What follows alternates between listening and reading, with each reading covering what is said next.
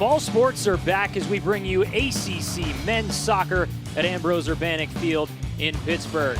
Tonight there's no fans in the building for this ACC tune-up match between Louisville and Pitt, a sight that will be familiar throughout a season that will be unlike any other. So let's set the table for you here for the ACC soccer season. 11 teams playing this year, Boston College opting out. 6 conference games scheduled by the ACC in this newly formed North and South regions of the conference, and it all culminates with the ACC tournament in November, played in a bubble format.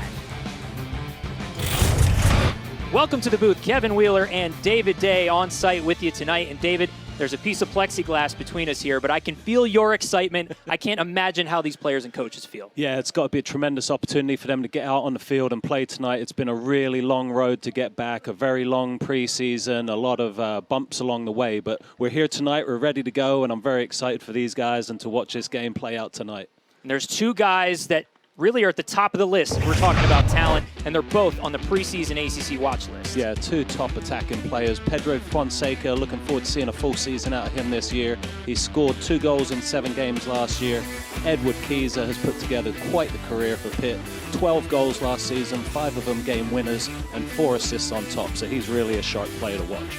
Edward Keyser, the elder statesman on this Pitt side this year as a senior. He dazzled us on this field last year from start to finish. And with hopes of becoming the ACC's Player of the Year, Keyser takes his home field next on the ACC Network.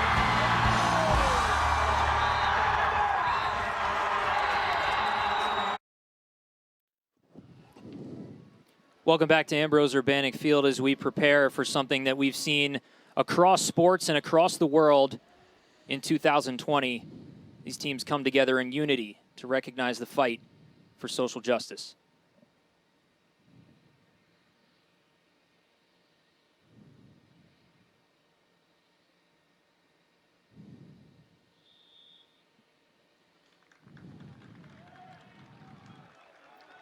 And now these teams get ready to play a soccer game in an exhibition match with you here on the ACC Network. We saw Edward Keyser on one knee and his fist in the air.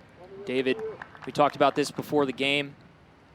This started with the Bundesliga back in the summer. Yeah, you saw when soccer did start coming back in Germany, in England, all the professional leagues worldwide have knelt when the whistle went, and it's been really impressive to see the coming together of the global soccer community.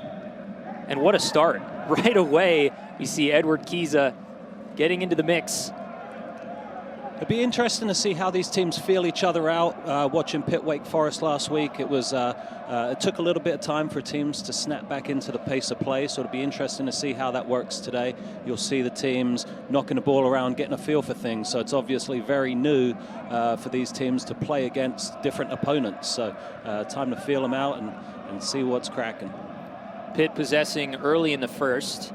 As we take a look at their starting lineup tonight, they have a new goalie in Nico Campuzano, Rafael Crivello, Bryce Washington, Arturo Ordonez, and Jasper Loffelson. 2 of those guys are brand new as this deflection goes wide. In the midfield, Jackson Walty, the captain, Veljko Petkovic, an upstart season last year, Filip Mirkovic, Bertine Jackson, a new forward for Jay Vidovic's side. And there's Edward Keyser and Alexander Dexter, who combined for a ton of goals a season ago. Yeah, I think Pitt returns of the 36 goals they scored last year. Oh, there's a good chance. Of Pitt's 36 goals last year, they return 32 of those goals. So that's really a lot of returning firepower, whereas for Louisville, they lost 20 of their 27 goals last year. So it'll be interesting to see where the goals are going to come from for Louisville. So a second corner kick quickly, not even in the 3rd minute of the game. That chance you mentioned, David, was by Filip Mirkovic. He looks like an interesting addition to the squad. Out of Belgrade, Serbia, freshman, big guy playing central midfield. Jackson sends this one up and over everyone out the other side. Louisville will throw in. Louisville was in action last weekend. They had a 1-1 tie with Notre Dame, so they've had 1 game under their belt as well. So both teams are kind of in very similar positions in terms of their build-up and where they are.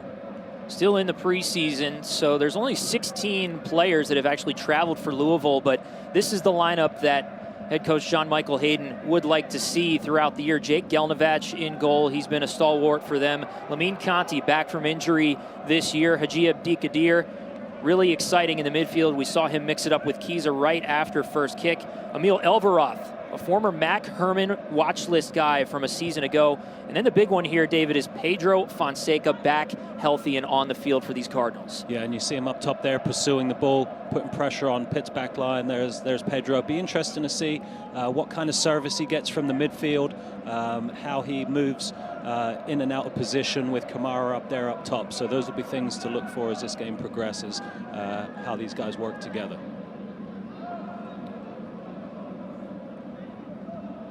Pitt with good possession, and it's a good ball up top, Petkovic, and they're going to blow it.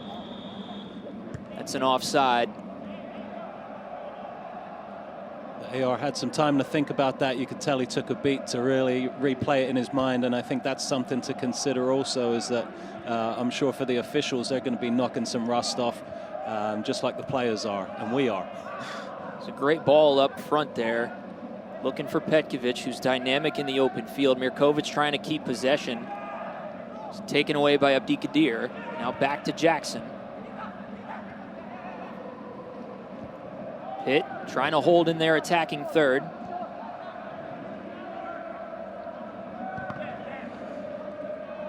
This will be another corner kick for Pittsburgh, third of the game so far. Yeah, I think Pitt's established good possession to start. I see Kiza there trying to up the tempo a little bit and maybe try to just turn the screws a little bit. But we'll see. Third corner for Pitt, and it looks like the new Frenchman, Bertine Jackson, is going to take this one. In the exhibition against Wake Forest on Sunday, Petkovic was the one for Pittsburgh who took the two corners that ended up in the two scores for the Panthers. This one into the box, deflected out nicely by Louisville. Mirkovic will chase it down on the outside. Jasper Loffelson with that captain armband as well, in addition to Jackson Walty, the new right back for Jay Vidovic's Panthers. This one just scoots outside. They were looking for Bryce Washington there. Almost found him. There was a glancing header, just went wide. Bryce getting up and into the action.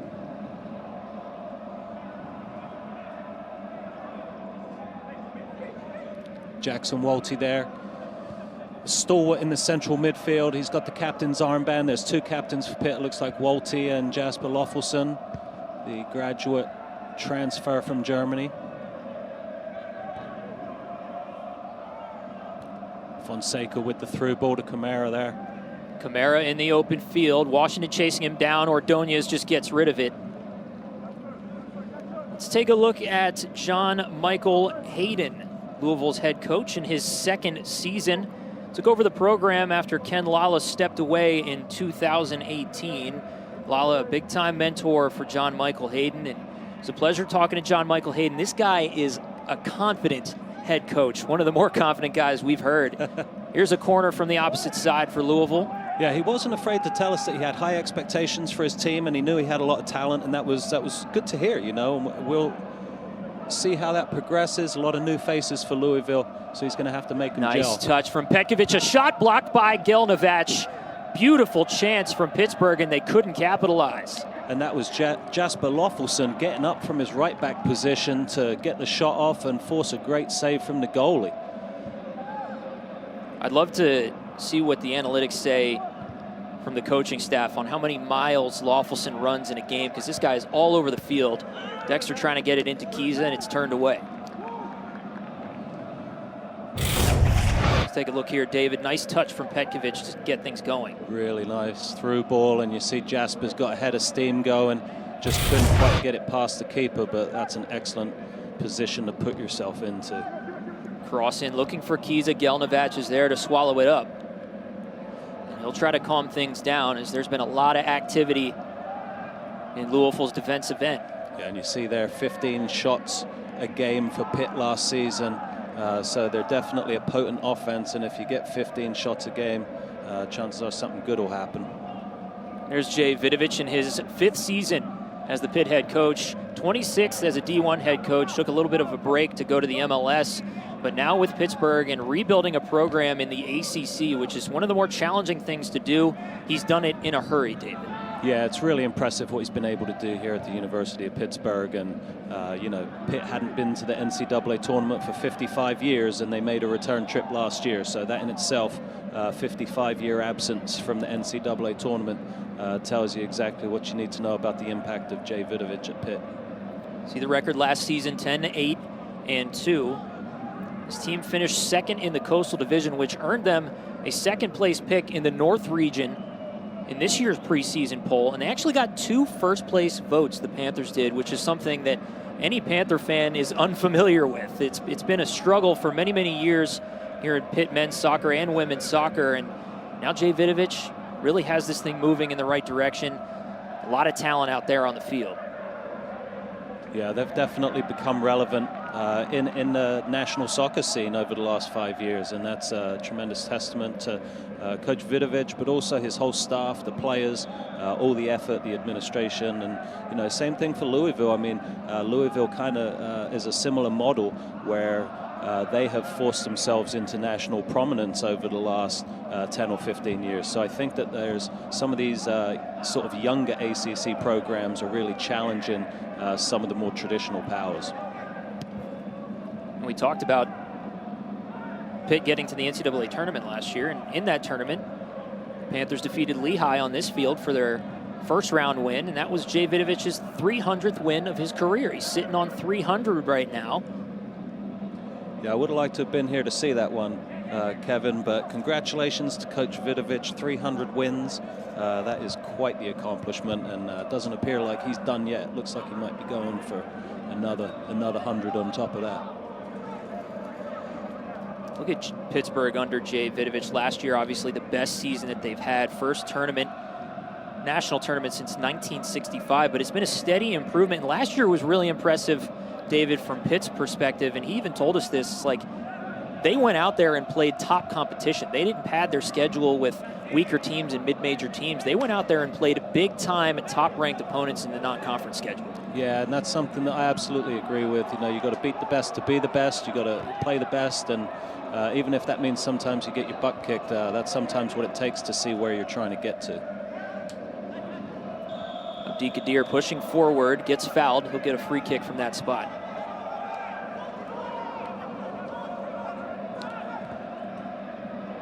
John Michael Hayden was talking this week that he'd like to see his team possess the ball a bit more than they had last season. That was one of the improvements that he was looking to make. So I think that, you know, they want to see a bit more of the ball as well in their play. And just like Pitt, you know, a lot of what they do is driven by very quick attacking players. But the more they have the ball, the better they're able to control their opponent. Ball up top in the middle. Who's going to get there first? Dexter was giving chase, but Gelnovac again. Nice job coming off his line to pick that ball up.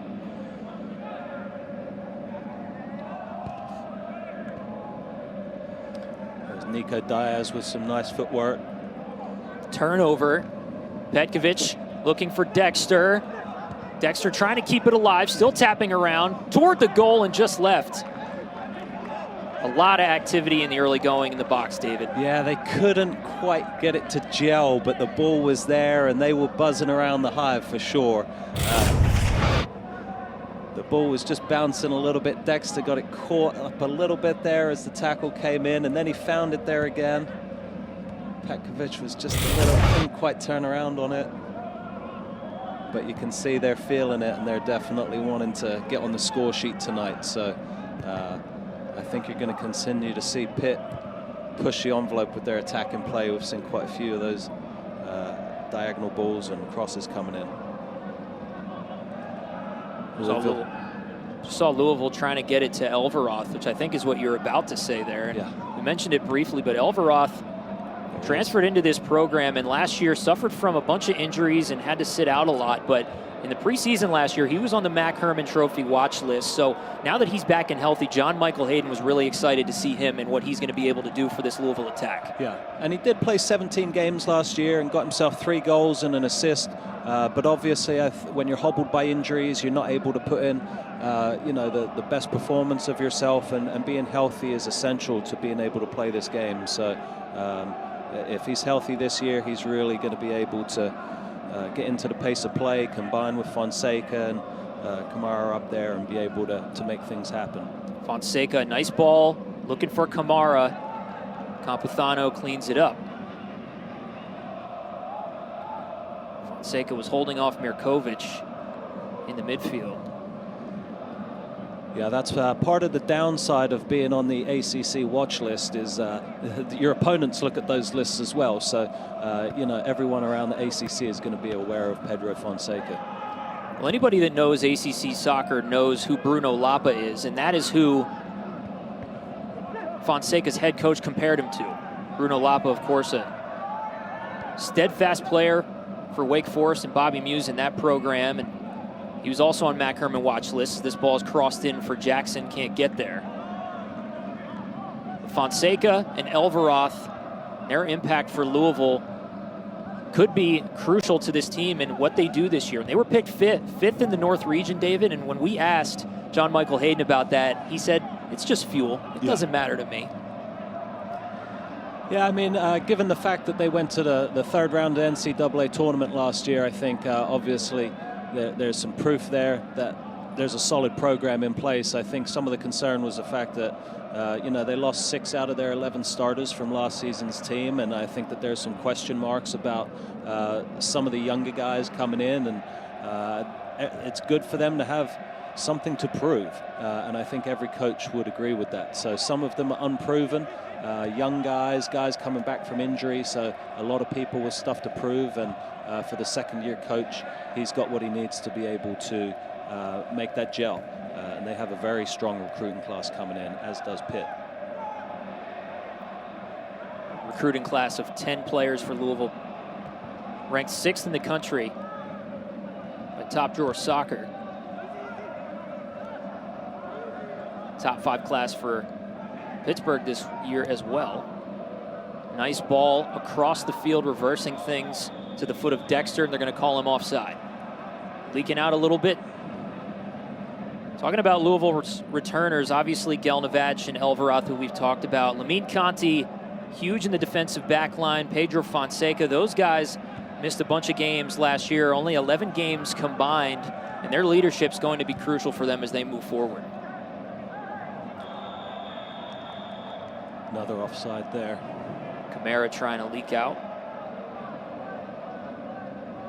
Fonseca's only played a total of 16 games in his first 2 seasons, 7 last year. But he did come back late in the year, and he had goals against South Florida and Georgetown. The Hoyas going on to win the national title. He scored those goals in the tournament against those 2 teams. Similar to Bruno Lapa, and can unlock defenses. Kiza couldn't get on the end of one. Wow, I'm surprised he didn't bury that. I think he might have thought he was offside, but you can tell he thinks he should have buried it as well. But that will keep him hungry. He immediately looked over at the side judge, wondering why that wasn't blown dead. And we've seen Dexter get loose down the left side a few times and have the time to be able to put that ball into the box. So Louisville's really going to have to tighten up a bit on Dexter. And that combination of Dexter and Kiza has been lethal. And Dexter had 3 goals last year, 6 assists. And of course, many of them coming to Edward Kiza, and in crunch time, had beautiful passes to him in the ACC tournament game here at Ambrose Urbanic Field against NC State that Kiza won in overtime. Yeah, they've got some excellent chemistry, and I think, both of those guys have really matured, seniors now, and you're really seeing the benefits of the growth. Lawful send is upended. It's Bryce LaBelle, freshman defender. Mentioned the returners for Louisville, but they start 2 freshmen in the defensive back line in LaBelle and Sebastian Falsoni. John Michael Hayden told us they don't play like freshmen, and they've earned those 2 spots. Yeah, Falsoni looks huge to me. He's only listed at 6'1", but he looks like a real big boy back there at centre back. And he'll be able to use his size to win a lot of headers. Petkovic crossing to the box, punched out by Gelnevich. They're calling a foul the other way. Bryce Washington up there again, challenging on the set piece, causing problems. Here comes Louisville out the back.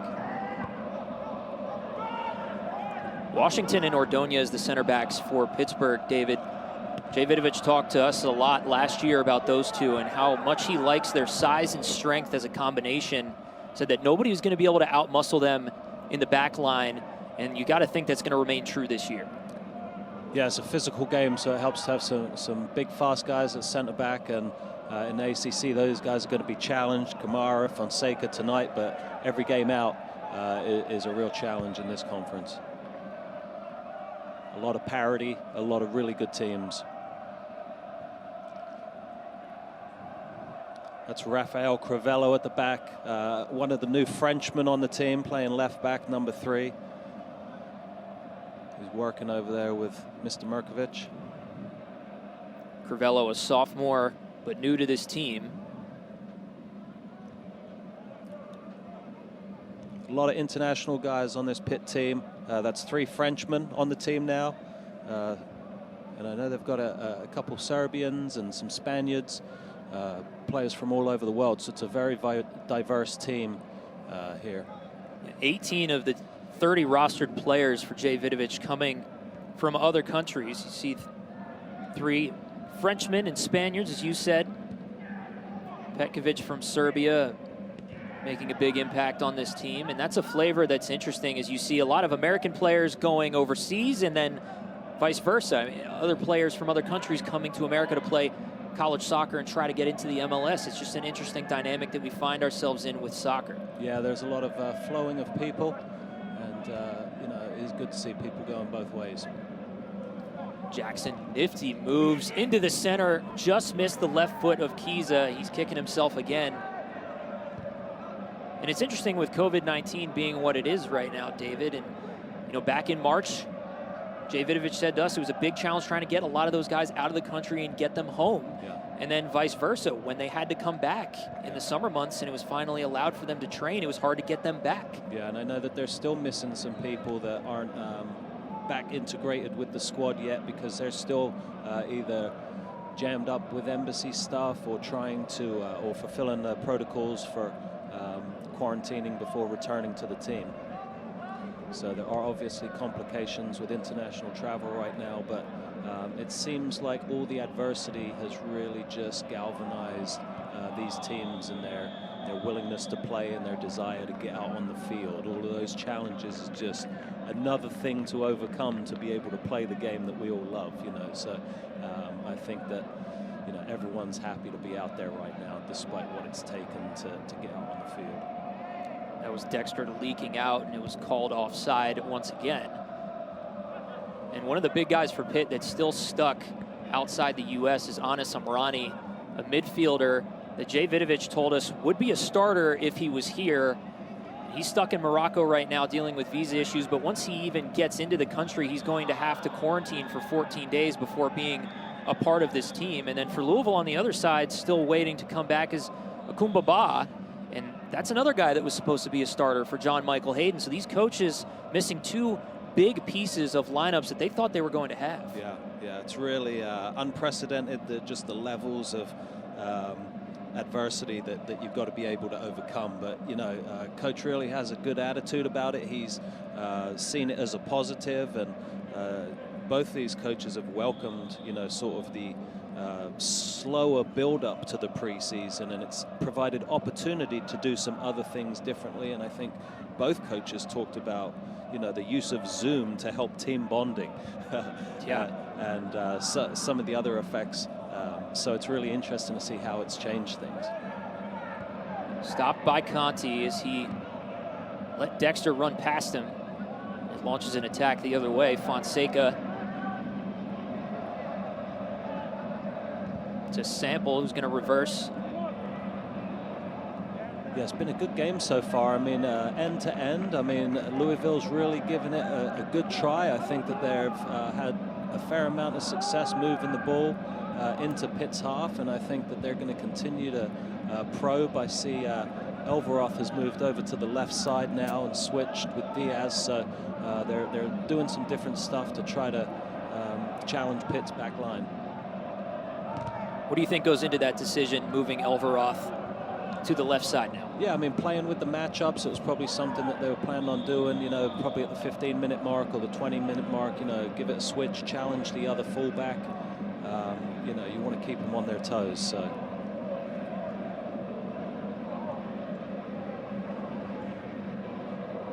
Elveroth's from Sweden, so maybe, you know, he knows a little bit of German and maybe wanted to just have a chat with Jasper over there.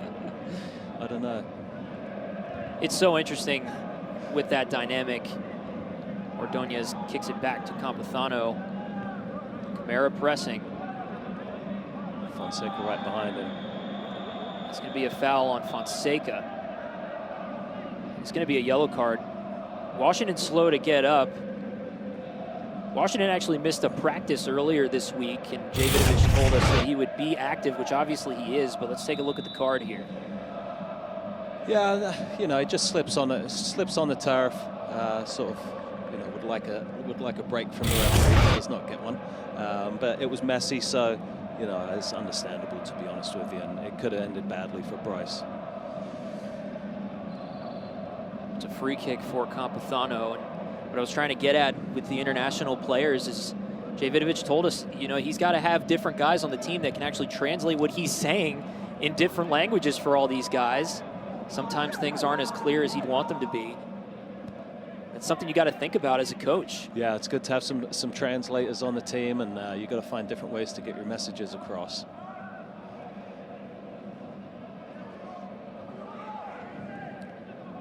Bradley Sample's been going up against Filip Merkovic so far tonight, and you can see that's going to be a battle. He's going to continue to try to limit his productivity.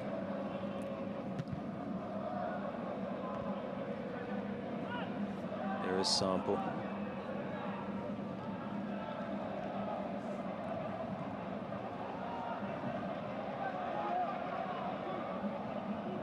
Nice build-up play by Louisville. Kamara getting things moving. Louisville with a throw in.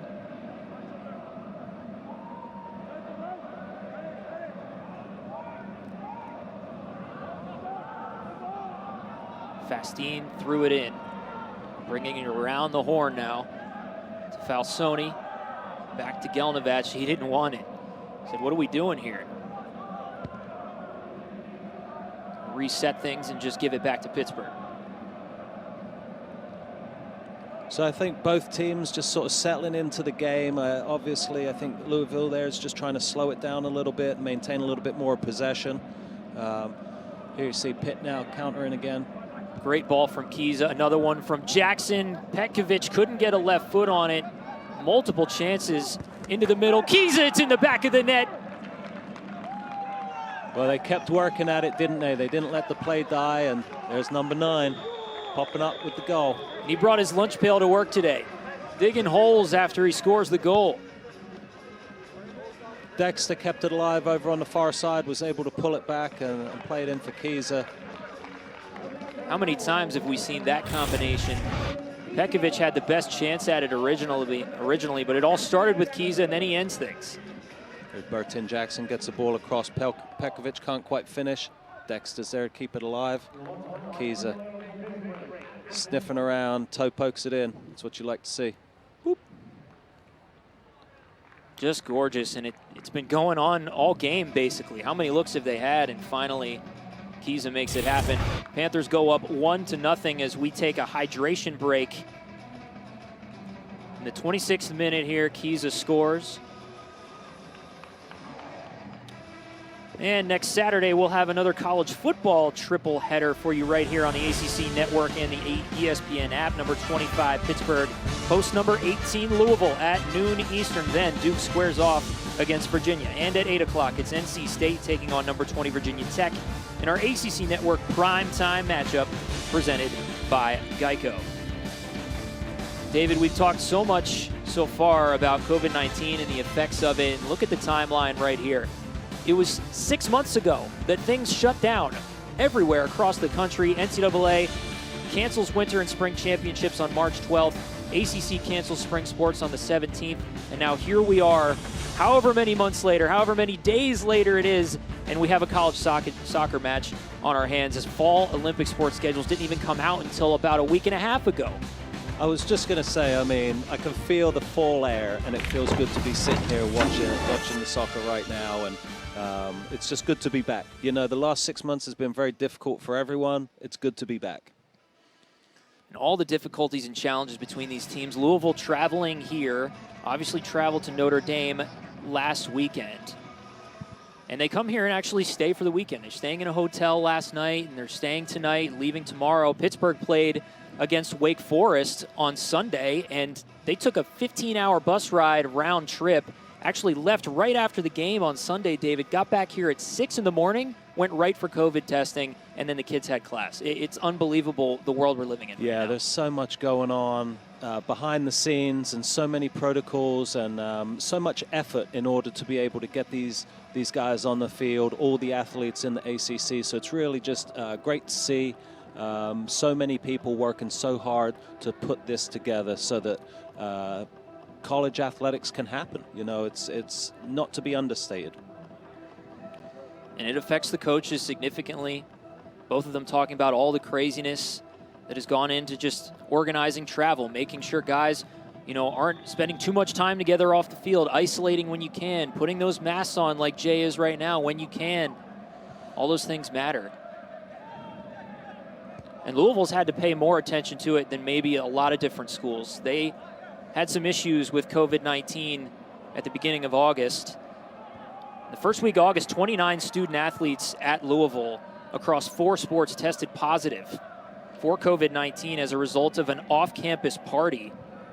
Athletic activities had to be suspended, and then actually it directly affects men's soccer, as John Michael Hayden, the next day after activities were suspended, had to actually dismiss 3 of his players, significant players on this team, which was fully supported by athletic director Vince Tyra.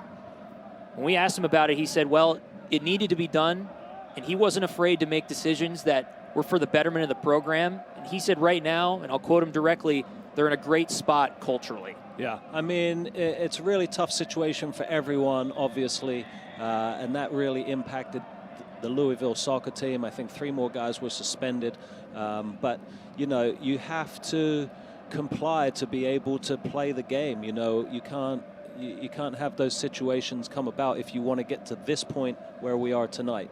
And so, yeah, those measures were taken, and I think that that's a really critical step for this young coach to dictate the culture of his team. Panthers trying to push forward for Lawfulson. He keeps it in, but will lose possession. It's going to be a goal kick for Louisville. And he also added about the 3 players that were dismissed. It wasn't necessarily because of the party or whatever had happened there, but it was a result of multiple actions that the party became the tipping point for them, basically. And they had to go for the betterment of the program. As we look at the last 4 seasons with John Michael Hayden on staff, of course, last year his first as a head coach as they reached the Sweet 16. Previous 3 years he was an assistant on this team as the Panthers score again. This time it's Dexter on the end of it. First time he assists Kiza. This time he finishes it, and the Panthers go up 2-0 in the first. Really nicely worked goal for Pitt. Dexter, you know, I like to say pops up at the back post, but there he is again, popping up at the back post. Kiza finds Pekovic. It kind of ricochets off a defender, Falsoni. Easy pickings for Alexander Dexter. I mean, these guys are just so hungry, and that's where I think you see the experience coming through. You know, they know where each other's going to be. They know to follow up the play and finish it off. And that was kind of one of my thoughts coming into this game, was that the experience was probably going to be maybe one of the key factors. And here it is. You know, you see Dexter marquees are popping up for the goals, and they're the guys that, would probably be the favorites to score. Those two scored on Sunday in the exhibition at Wake Forest off of corner kicks, both of them headers from Veljko Petkovic. They get things started for the Panthers early and often. And I think now Coach Hayden will be seeing what's the response from his team. A lot of younger guys, a lot of guys maybe starting their first college soccer game here tonight. So it's important that now they're able to stop the bleed in and gain a foothold, see if they can get themselves on the score sheet. Pitt's got the energy right now, though, and there they are finding Dexter again. And here they come. They're not stopping. Dexter across into the box. Leaping stop by Gelnovac to get it out of there. He wanted no part of it. Now a foul on Walty. Strong play from the goalkeeper coming out, decisive. Louisville's got to pick their heads up now. This is where you got to have some leadership.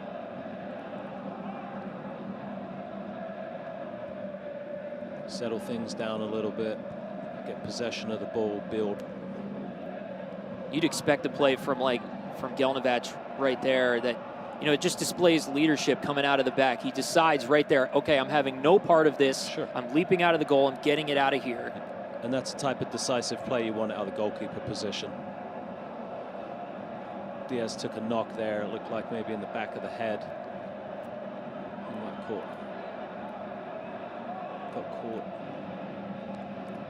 Elveroth trying to keep possession, and it ends up with Ordonez, who smartly puts it back to Nico Campuzano, the transfer from Portland. He's taken the starting goalie position on this Panther team really quickly. Jay Vidovic saying that he earned the jersey, and as a result, the Panthers actually had to see one of their goalkeepers walk away from the program. Ari Amin, who was the starting goalkeeper for the Panthers' postseason run last year, this week deciding he needed to step away. Campuzano taking that job and running with it now. And here comes Dexter again up top. It's a 2-on-1 for Pittsburgh. Dexter fires and scores again. Louisville's heads are down. Dexter can do nothing but be happy right now. Look at this. The Panthers are just having so much fun. This is what you want to see from a soccer team that finally gets to play on their home field after months of being away. Great attacking play by Pittsburgh right now. They're just really feeling it. Louisville is struggling to contain them. Dexter just took it through himself. He just beat the right back and took it through and beat the goalkeeper. I mean, there's nothing more to it than that. He's hungry, wants it, finishes it. It's great play by Dexter. Second of the night for Dexter, and it was only a couple minutes ago that we called his first. He's a really nice little player. I mean, something that caught my eye in the Wake Forest game was how much effort he was putting into getting back and winning the ball back and helping out on the defensive end. Here you see what he's able to do on the attacking end, and he really is becoming a really complete soccer player. It's very nice to watch. It's been a journey for Alexander Dexter in this program. Back in 2017, he made the ACC's all-freshman team, had 6 goals, burst onto the scene. Last year was a little bit up and down, but Jay Vidovic at the end of the year was pleased with his contributions. And this year he told us that Dexter's actually one of the better guys for the culture of this program and has matured a lot in his time in Pittsburgh with this team. So it makes sense to see all those results happening on the field at the same time. Yeah, you love to hear that. You love to see it. So David, is this what you expected? 3-0, 30 minutes into this ball game? I wouldn't say I expected it. I mean, I haven't seen as much as of Louisville in the past, so I figured Pitt was going to be primed for tonight's game. Louisville, I thought was going to be able to control a bit more of the ball, and I think as this game progresses, that will certainly be their objective. And it's, for what it's worth, it's a good scenario for the coach because he's able to figure out what to do next and have the guys work through it. Kamara couldn't keep it. By the letter of things, this is an exhibition game, and so if you're going to take your licks, you want to take your licks tonight. You don't want to take them on October 23rd in Louisville, where these teams meet again. So I would imagine that Coach Hayden will probably would rather get this out of the way tonight if they're going to be outclassed, but we'll see what the response is. There's still, 60 minutes of this game left, and Kev, it can go anywhere. So we'll see what happens as this game progresses. But Pitt has certainly put a stamp on it in the first 30 minutes, that's for sure.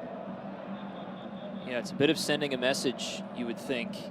John Michael Hayden getting these Panthers on tape, though, for that October 23rd matchup, which, it's an interesting wrinkle, and because of COVID-19, again, this game was not scheduled for these two teams by the conference office, so therefore it doesn't count toward their ACC standings and becomes an exhibition game. And obviously both these teams being in the ACC, they both already are in the testing protocol window, so they get to play tonight, and Louisville gets a chance to go on the road and see this Panther team before they play officially on October 23rd next month. Yeah, so I think that, this is going to be a good learning experience for both teams, but certainly Pitt is having the better of the play so far tonight. Fonseca double teamed on the outside, and it's going to stay with Pittsburgh. Looks like it went off of Fonseca on the way out. Yeah, and I don't see him arguing about it too much, so I think he probably knows that that's the right call.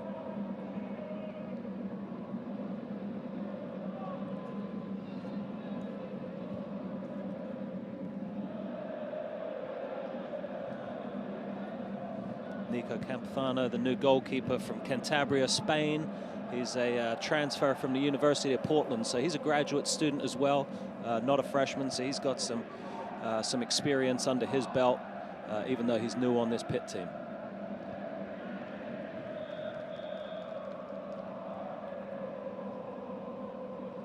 Looks like the first substitution for Pitt is coming. Dexter comes off. Valentin Noel will step in. I guess Dexter earned himself a little bit of a rest. A couple of goals in the exhibition here. Yeah, he's been busy to start this game.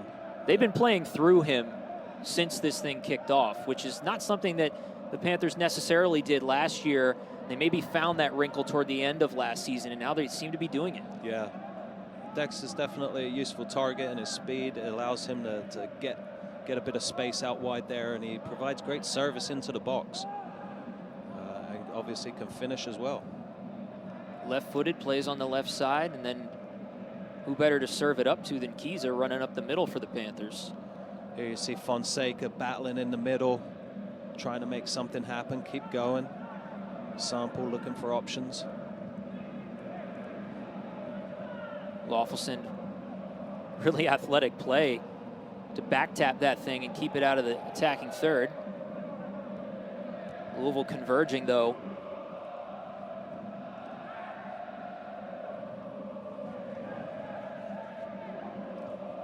Sample into the middle. Kamara takes a shot. It's wide left. Hands on his face right away.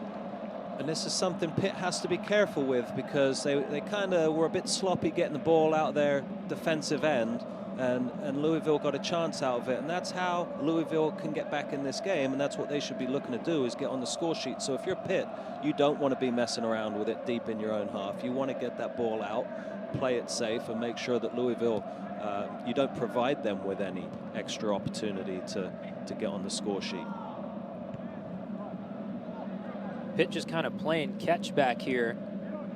I know that that's part of their system. They like to play their way out of the back, and there's nothing wrong with that.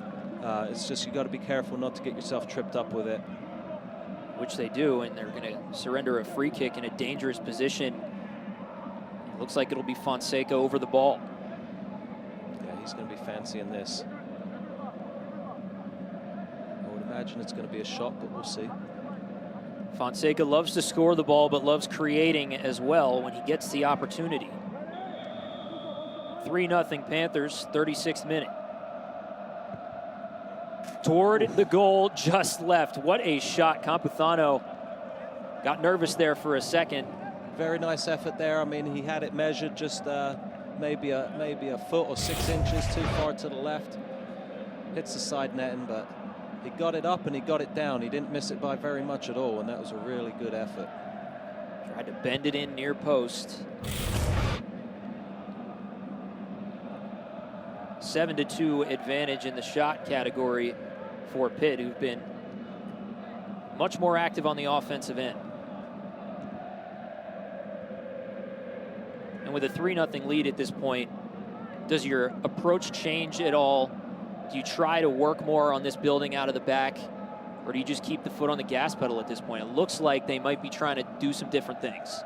Yeah, I mean, I think that both coaches have a plan for how they want today to go. I mean, I'm sure a lot of it has to do with building up match fitness. And so I'm not sure that they're going to deviate from their plan a whole lot based on the scoreline. I'm sure they have a plan for who they want to see and for how long. It maybe gives you the luxury to pull someone out a bit sooner if they have a knock. But I don't think it's going to change the approach from the coaches too much at all, to be honest. That's what you're here for. You got to, every time I say something, you got to prove me wrong. No, that's the dynamic. I do remember times, you know, it didn't happen very often, but if a team I coached was ever up 3-0, I tried to do nothing to change anything, you know, because it seemed like even if you made one substitution, it kind of stopped whatever momentum you had. So sometimes as a coach, you just got to stay out of the way. You know, usually teams like Louisville and Pitt would be playing exhibition games against, you know, some bottom dweller somewhere that, you know, is going to give them a little bit of a tune-up opportunity to make sure they get some confidence. But these teams are playing exhibition games against ACC opponents here. I mean, Jay Vidovich talked about Wake Forest. It's like, I want to play them again. I mean, the quality of soccer, and we didn't see Louisville and Notre Dame on tape just because of the situation, but you know, we did see Pitt and Wake Forest, and the quality of soccer down there was incredible after the layoff. Yeah, it was really good. And I think even though I don't want to beat up Louisville too much tonight, because I think this scoreline's more attributed to Pitt gelling very well from an offensive standpoint. But obviously both teams have things to work on, and they're going to continue to do so. A nice job by Washington retreating and keeping that away from Kamara, who's been pretty active up top for Louisville as a freshman. Yeah, he has, and you know, he's provided options, and they're working hard. So I think they've got to keep plugging away and find a way to get back into the game. Abubakar Kamara, the top forward for John Michael Hayden, is a freshman, and he scored 56 goals in 76 games with the Philadelphia Union U17 team. Wow. This one loose, Petkovic can't get it to go. Will there be a foul? It doesn't look like there was a foul there. It was a good burst into the box by Petkovic there. You know, he's really tenacious. Flick on by Kiza. Petkovic stays with it. Nothing there. He just tried to chip it over the goal. He couldn't quite pull it off. But, you know, again, you know, Petkovic, Kiza, Dexter, just really good, strong attacking players that form a dangerous core for this Pitt team. One of the funniest comments, I think, at least to me, that came out of Jay Vidovich's mouth when we spoke to him, we were talking about the formation and where the lineup was going to stack up, just like we would do with Louisville and any team that we're covering. And we mentioned Veljko Petkovic. He's like, you know, how's he progressing after last year? You know, all ACC freshman team. Says he's quite good. Yeah, you wouldn't say. Yeah, he is quite good. I like the guy on the ball right now too. That's Bertin Jackson, one of the new Frenchmen. He reminds me a bit of Marcus Rashford, who plays for Man United. So we'll see. We'll see how that progresses. But he's got speed. He's got some really nice soft feet, and we'll see how he plays and how he meshes in with these other Pitt stars.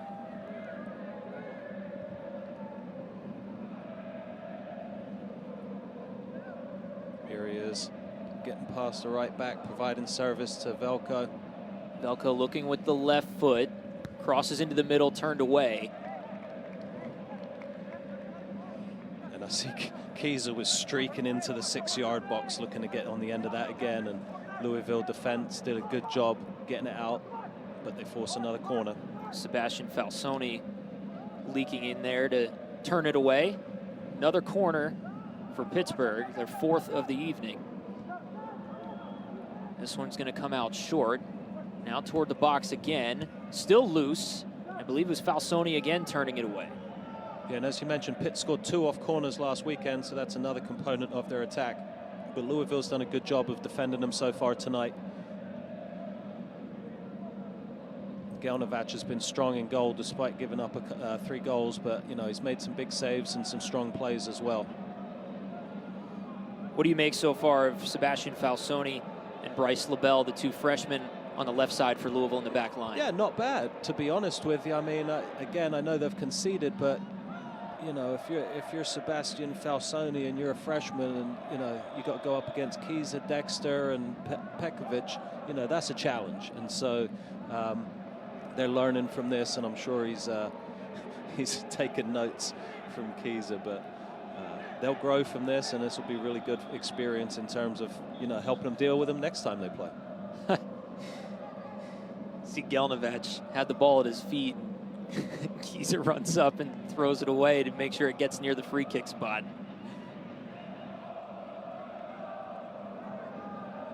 A lot of competitive nature coming out right now. Yeah. They're happy to be out there playing. Who wouldn't be? Jake Gelnovac, the son of George Gelnovac, Virginia head coach. Virginia ending up in the national title game last year and falling to Georgetown, who, by the way, Louisville handed Georgetown their lone loss last year in the regular season, and Georgetown knocked Pitt out of the NCAA tournament. So both these teams familiar with the national champion from a year ago. And then Georgetown came back and got Louisville later in the season. That was who knocked Louisville out of the national tournament last year. So both of these teams had their season ended by Georgetown. I think Pitt was 5-0 and Louisville was 5-1. So Georgetown definitely has had firepower and was an extremely strong team last season as well. So, but Louisville did get them earlier in the season, so it's a significant win for them. And that was at Lynn Stadium, which is an absolutely beautiful soccer facility that Louisville has. Yeah, I think you're going to have to talk to your bosses, Kevin, and have them send us down there for the game next month. Maybe the ACC network could fund that. Yeah. Head on down to Lynn Stadium, October 23rd. Yeah, probably not. We might have to drive, David, is the thing. You know, road trip.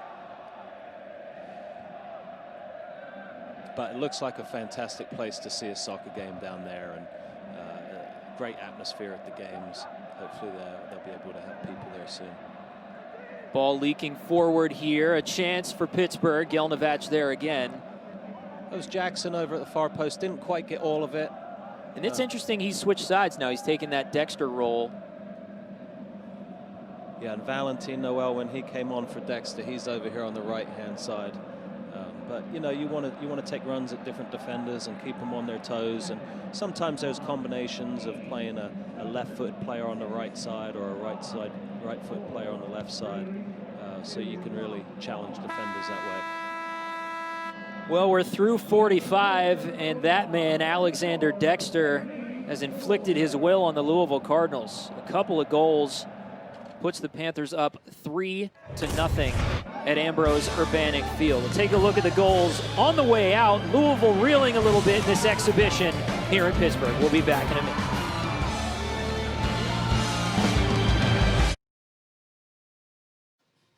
Welcome back to Ambrose Urbanic Field. Let's take a look at the efforts from the University of Pittsburgh to spread anti-racism through education.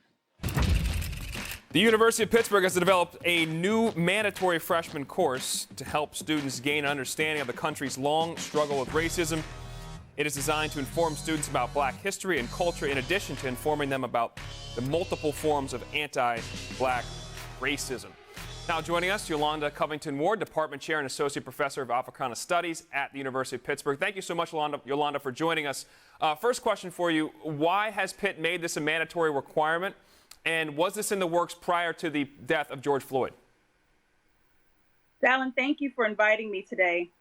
And what I'd like to say about this course is this course really grew out of the initiative of Black student leaders on campus who really wanted to address what was happening in the national arena, especially in relation to George Floyd. And the university also wanted to do the same in terms of addressing the killing of George Floyd, Breonna Taylor, Ahmaud Arbery, and right here in Pittsburgh, Antoine Rose. So I think it was really a reflection of the times. What do you hope students will take away from this course? What we really hope that students will take away from this course is to be able to recognize anti-Black racism wherever they see it, whether that's policies or practices that really negatively impact Black communities, and the skills for them to be able to challenge this anti-Black racism when they do see it, so that they're actually actively anti-racist in their daily lives. And I will add that the other thing that's really important is that our students are going into a diverse world where they're always, and for many of them, interact with Black populations, whether you're in business or nursing or engineering or even information technology. You need to know these histories so that you're able to do your work more effectively. It absolutely can have such a lasting effect for these students. Unfortunately, though, in our country now, many people are still questioning the existence of systemic racism. And really, this has become a political flashpoint. So what has been the response to the course at Pitt locally and then more broadly across the country? So overall, the response has been really positive. I've received a number of emails from people in the community, from parents, from students who are really interested in this course and how it can be so transformative for Pitt itself. And so this is something I think that has received a lot of positive feedback. And there have been a few negative responses as well, but that's to be expected because change is never easy. And so there are people who push back against it. But for the most part, the majority of people have been very supportive.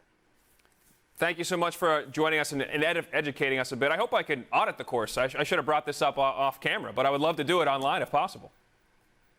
Well, right now it's students who are first years, and it also will be opened up to other students and members of the Pitt community later on. So look out for that in the future. Will do. Thank you so much, Yolanda. Appreciate your time. Thank you so much for having me. Really admirable to see that action by the university in educating first-year students. And, well, sometimes the efforts from just one school can inspire change throughout an entire conference as we take a look at the social justice initiatives in the ACC. Mandatory diversity and inclusion training for student athletes, the athletic department, and conference staff. The ACC unity symbol, as you see on the right, as visual representation. And the ACC unity statement read prior to every league contest really is special to see these student athletes and coaches coming together to support this cause. Thanks so much, Jason Earl, for taking us through that. Wonderful initiatives by both the University of Pittsburgh and the ACC. Welcome back to Ambrose Urbanic Field. We're so happy to be bringing you college soccer tonight. And I got to say, there's not much that we do know in 2020, but we do know that in 2021, David Day, that we're likely to have an NCAA championship in the spring. Yeah, the plan is for the tournament to happen in the spring. It looks like there's a lot of effort to make that happen. Obviously, the tournament will have some changes. It'll be shrunk to 36 teams, and the players will be able to have another year. But it looks like that will happen in early May. The only two conferences playing in the fall right now, ACC and the Sun Belt. So it really is a lucky thing that we're here watching soccer tonight. Of course, last season was a big year for the ACC. Virginia wins the title, taking down Clemson in the ACC Tournament Championship game. Clemson was the highest touted offense coming into that game, best scoring team in the country, and of course 10 ACC teams make it to the national tournament. The most bids in Division I history for a single conference. Virginia fell to Georgetown in the championship game, and then Robbie Robinson brings home the Mac Herman Trophy Award, first one since 1998 for Clemson, goes on to be the #1 pick in the MLS draft. We got more soccer coming up for you right after this, right here on the ACC Network.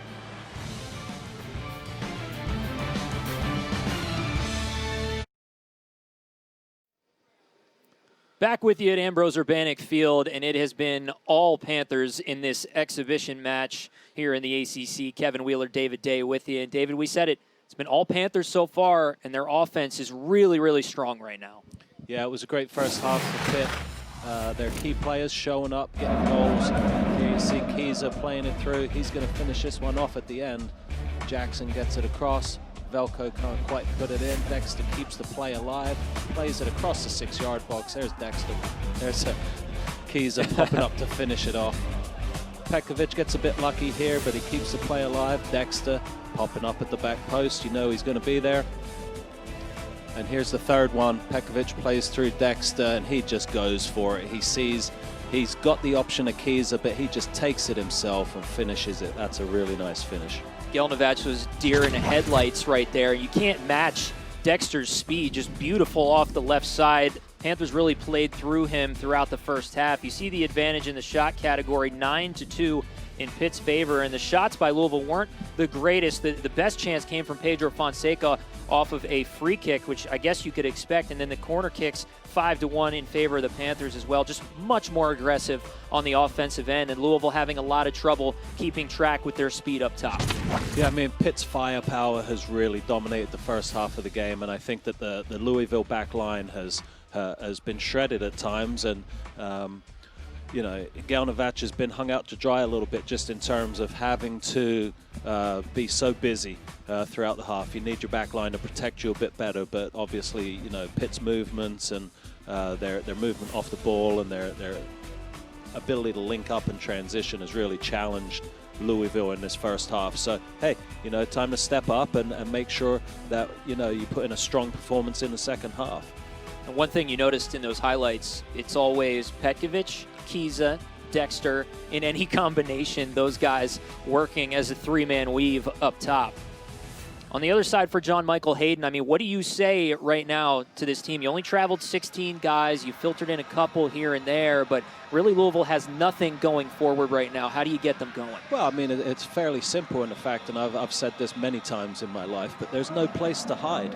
You know, there is no place for Louisville to hide right now. So you're either going to show up and fight to get back in the game and keep Pitt off the scoreboard, and that's what's going to happen. I'm sure that Louisville is going to work their tails off, and I can already see their defensive block is more set and more organized already, and their formation. So already, you know, it's sort of been, come on back, boys. Let's get back to what we talked about doing, which I'm sure the coach was disappointed. The things they did not execute properly in the first half. But again, with young guys, every opportunity to play is a learning experience, and these guys are going to learn from this experience, and that's essentially what this is about tonight. Yeah, regardless of how it feels, it is obviously still an exhibition match. Yeah, if you're Pedro Fonseca, can you get on the score sheet tonight? You know, if you're Kamara, can you get on the score sheet tonight? Can you get yourself going from a defensive standpoint? You know, can you have a clean sheet in the second half? So there's certainly things that they'll be looking to do, and they've got a corner here, so it's a good opportunity. Yeah, right away getting a corner, and it's Fonseca earning it. And right now into the match is number 21 Aiden Nokus, freshman midfielder. Sends it in toward the net, punched out by Campuzano, still loose. I think it's Kamara with it at his feet. Campuzano again. Shouts for a penalty there from the Louisville players. I'd like to see that again. Not sure exactly what the shout was for over on the far side, but there was 3 or 4 of the Louisville guys thought that they had a shout for a penalty. So a little bit more energy, a little bit more organized from Louisville already in this second half, and I see they have made a few changes at the half. I see Eric Danquaz out there now in the holding center midfield role. We've seen Nokus come on down here in the outside right position. But here's trouble. Kicked out of there. Let's take a look at the chance on the other end. Great save by the goalie there. Defense trying to get rid of it. Strong save by Campuzano. Of course, the ball has to cross the line completely to count as a score. So Campuzano, even though his feet are in there, can punch it out. Absolutely.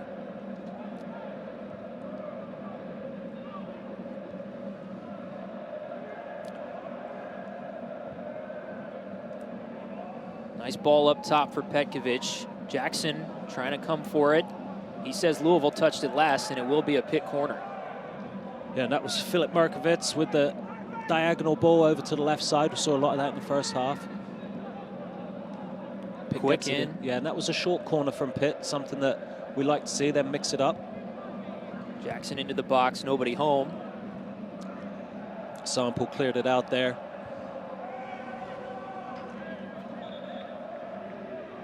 Aiden Nokus down holding his right ankle.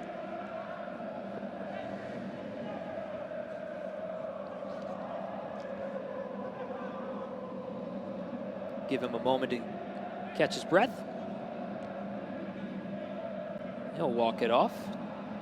Tomorrow we'll have the Duke-Syracuse field hockey game at 11 a.m. Eastern time, when it's a women's soccer triple header right after that with Louisville, Florida State, Virginia Clemson, and Wake Forest Duke. It's all on Women's Sports Sunday right here on the ACC Network and the ESPN app.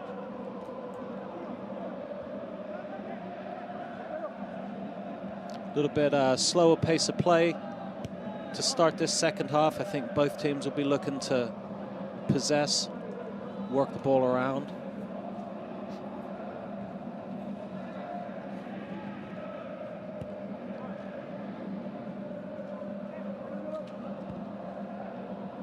So, Kevin, I'm noticing that Haji Abdelkadir right here on the ball is playing right back now, and I think that's a change from the first half from Fastine. Yeah, Dexter really took it to Fastine, right back, and it looks like he's been replaced by Abdelkadir. Slides back. He was on the ball a lot in the center of the midfield in the first half for Louisville, trying to push things forward.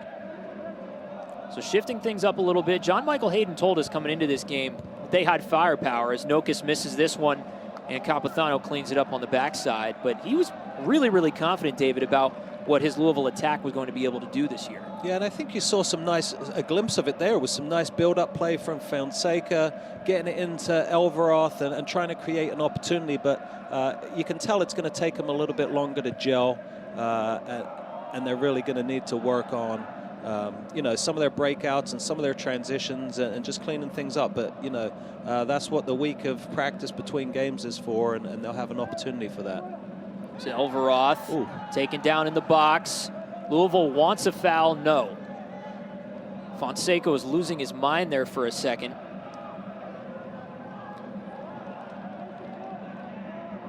And a throw out by Campuzano to try and launch the quick counterattack here.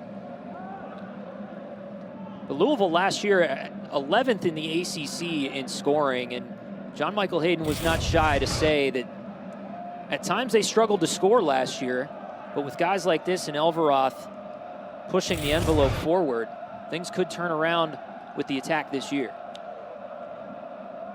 Yeah, and I think that just like you see with Pitt, like the goals kind of came in bunches where, it was clicking for them in the first half. And we've talked before, you can't just bottle that up and bust it out, when the game starts. So that's obviously the goal for both teams, and that's where Louisville's trying to get to and try to get it clicking. And you wonder things too. I mean, when you look at what Pitt dealt with at Wake Forest, they went down in that game as well. And you wonder, is there something to the stress maybe of traveling for the first time or the second time with COVID-19 and all the different things that you have to deal with, whereas the Panthers slept in their own apartments last night. As Keys is now taken down in the box, no call, ball still loose, it settles with Pitt. And so maybe a sluggish start by Pitt on Sunday against Wake Forest, a sluggish start by Louisville here. You wonder about those different things in these times. Gelnevach, a nice play out of the line.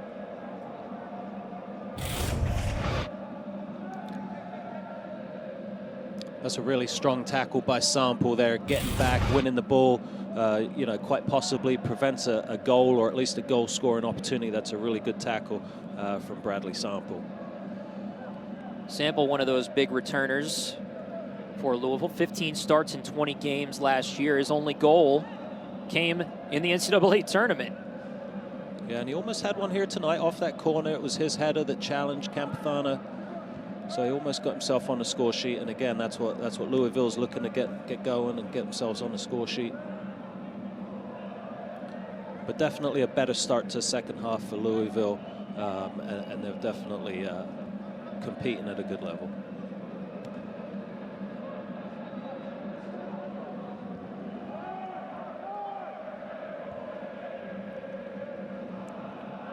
Merkovich tries to play it through. There's Noel on the ball now. Merkovich has looked very calm in possession. He's distributed really nicely. I remember Coach Vidovic talking about the fact that he anticipates a war in terms of the competition for his midfield positions. And, you know, I can see what he likes about Mirkovic. He's strong. He's got a calming presence. He's really calm on the ball and able to distribute. Here you see everything runs through him. And he's able to kind of pull the strings on things a bit. Mirkovic, a freshman from Serbia, and played in the NYCFC academy program. And, you know, that's one of the things Jay Vidovic talked to us about in terms of the landscape of soccer and how college soccer is starting to become such a significant and play a significant role in the soccer landscape. Mirkovic, as an example, plays in a developmental type of league and team where Jay Vidovic said they don't necessarily care about winning all the time. It's more so about we're developing you as a player and getting you opportunities. You come to college soccer, it's about wins. Yeah, absolutely. You know, you need to win at this level, and that is a big part of what it's about. And you do need the academies to be putting in a lot of the time to train and develop these players. But, you know, American soccer is very strong. There's a ton of good players coming out of academies and colleges, and high school soccer is still very good. So I think that there's a lot of good soccer here, and you're seeing the benefits of it. I mean, there's Americans all around the globe playing and doing very well. So I think the next step is obviously, you know, national team success again. And I think that there's a crop of young, talented players, obviously led by Pulisic at Chelsea, but there's a ton of really good players, and the build-up to next World Cup is going to be very exciting, and we're going to see some of these guys that come out of the ACC on that stage. Pekovic pushing forward. But you've also got to remember, I mean, there's a lot of guys out here that aren't Americans either. So, you know, you're going to see some of these guys on the field in international soccer, you know, not just for the United States of America, but, you know, possibly for Serbia or Spain or, you know, Switzerland. Who knows?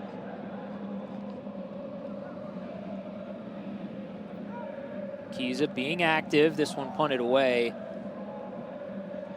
Falsoni has really been the guy back there. If there's been a clear out, it's usually him on the ball. Well, good for him, you know. I mean, he's been challenged tonight. The game's not necessarily going the way he wants it to, but he's battled really hard, and he keeps working, and he's keeping his goalie as clean as he can back there. So there's a lot more to be learned tonight for him.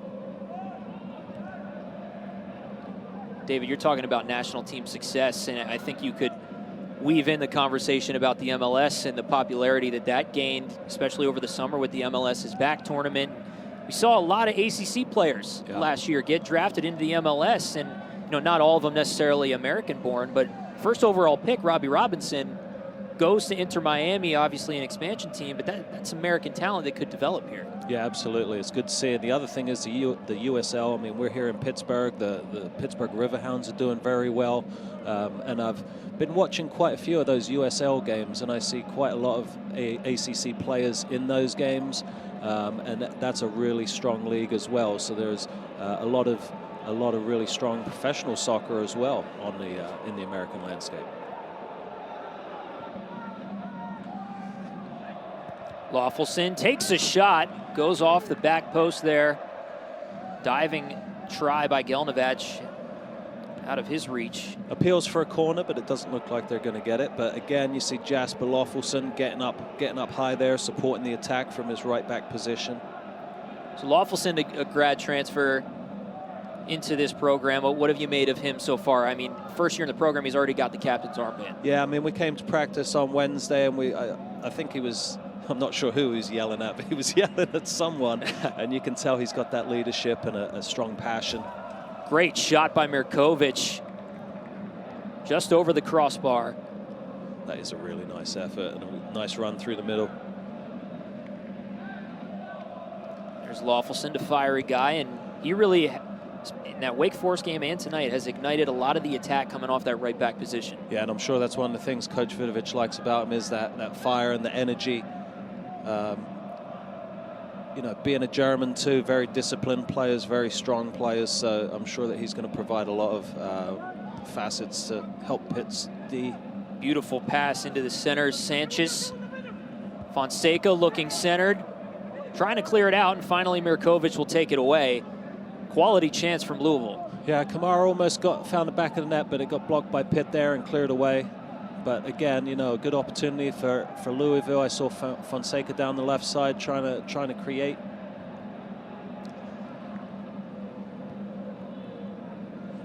Now Pitt will work it out of the back again. Crivello on the left side finds Walty.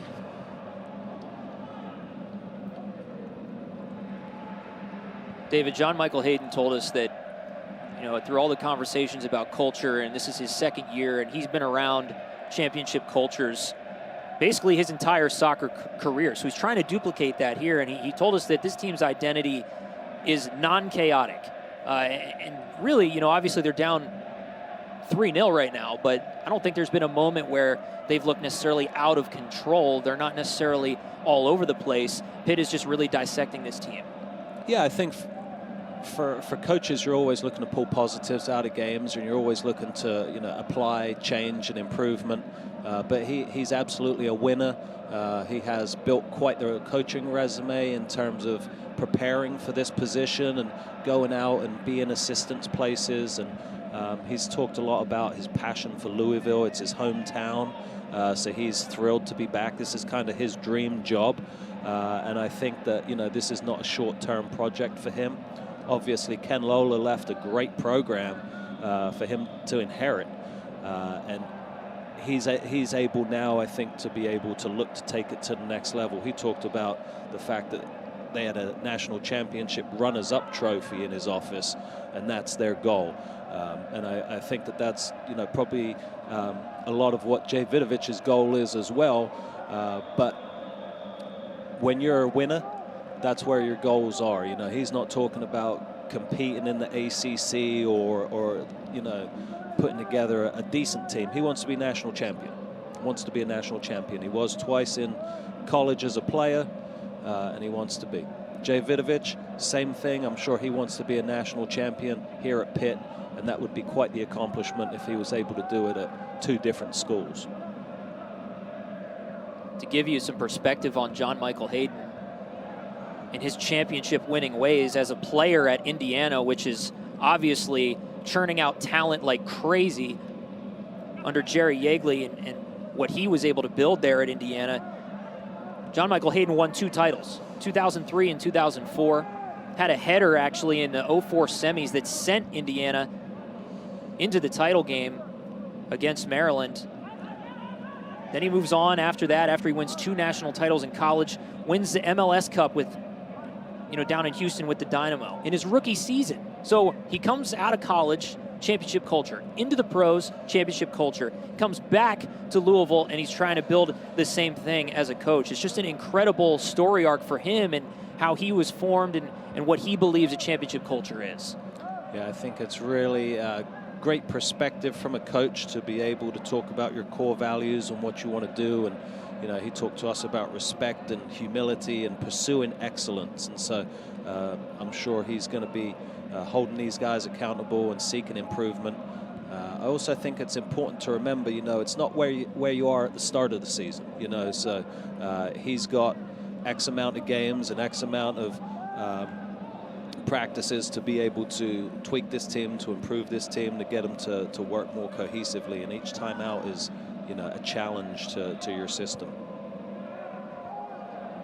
He told us regardless of taking the Lipscomb assistant job and then going to Xavier, he started his assistant tenure with Louisville, but he said, I always wanted to go back. Yeah. So as soon as Ken called me to come back, it was no questions asked. I was coming right back. I mean, he's a Louisville native. He went to high school there at Trinity High School, was a top 25 recruit coming out.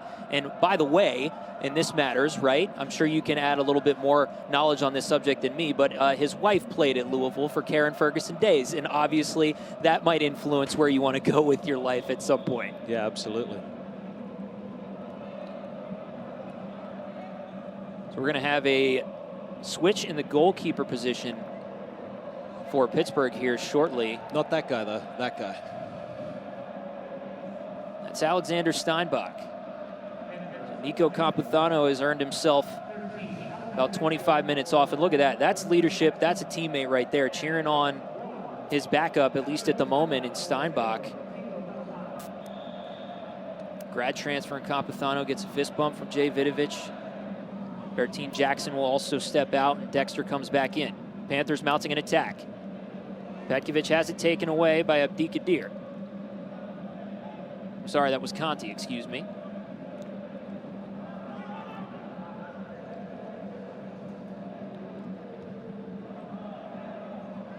Petkovic now is probably looking to get on the score sheet himself.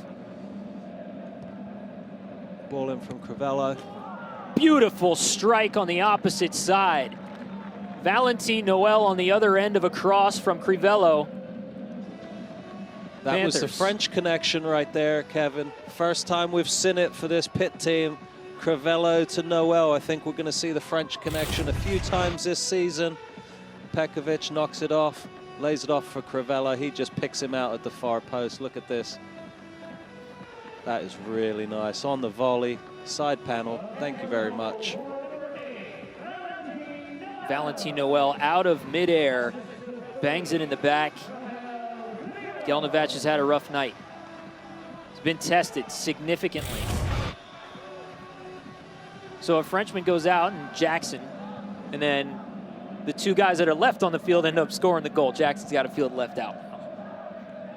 Well, that's the hunger. That's where the hunger comes from. You know, you see your teammates are eating, and you want some food as well. So that'll be incentive for the other guys, you know, and guys will be trying to set each other up, to be honest with you. I mean, when you're scoring goals, you know, it does spread, and you know, you're able to, when things are clicking, help each other out a lot more. You know, when the game's going well, it seems easy, but you know, you've got to work really hard to put yourself in a position for it to go well. So Pitt's been able to do that tonight.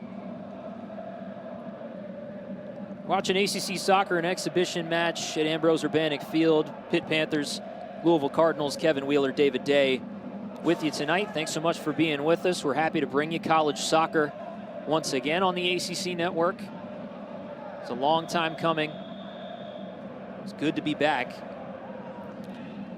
Cardinals have a player down. Looks like it's Abdikadir. Yeah, he and Dexter clashed. See these guys going up for the header here. Looks like he maybe got something on his wrist. He immediately grabs it. Could have landed on it. Coaching staff giving him a second. Abdikadir still grimacing, but he's still in some pain. Got to think he's going to come out, which he will. Haji Abdikadir from Louisville, a junior. Started 17 games for this team a year ago. Yeah, I feel bad for him. He's in a lot of pain there. You hope it's nothing serious.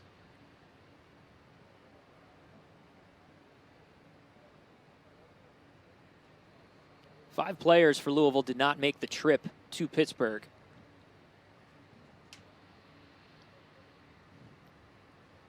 And it wouldn't be great to lose a starter in Abdikadir early in the season. Now, one thing you can say about soccer is if it's a wrist, you can still play in theory.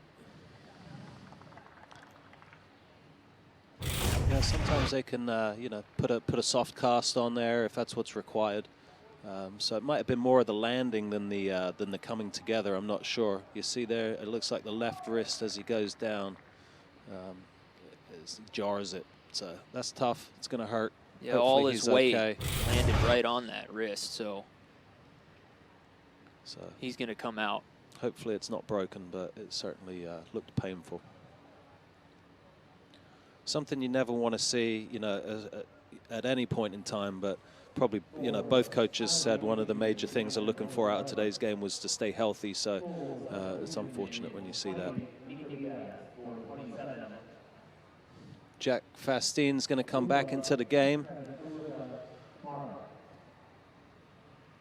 So he's going to get some more work at right back.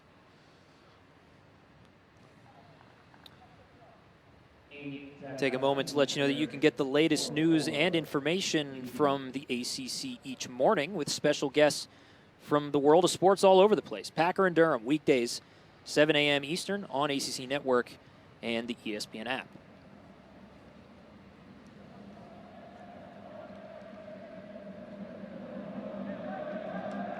Waiting to get restarted as the artificial crowd noise gets pumped back in. Pulled it out during the injury. So Fastine comes back in. Abdi Kadir, he'll get his wrist looked at. 25 minutes remaining.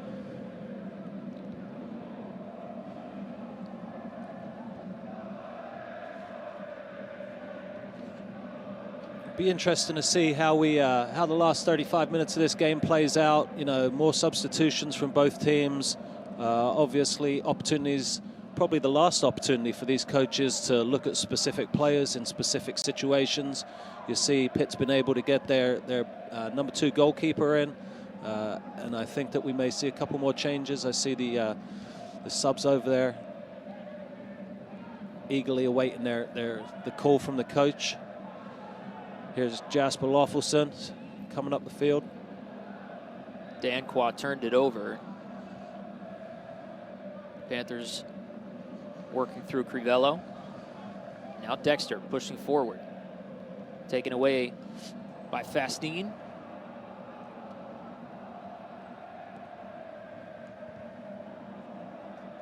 It's been really interesting to see just how the Pitt teams come together in terms of bringing in the new guys.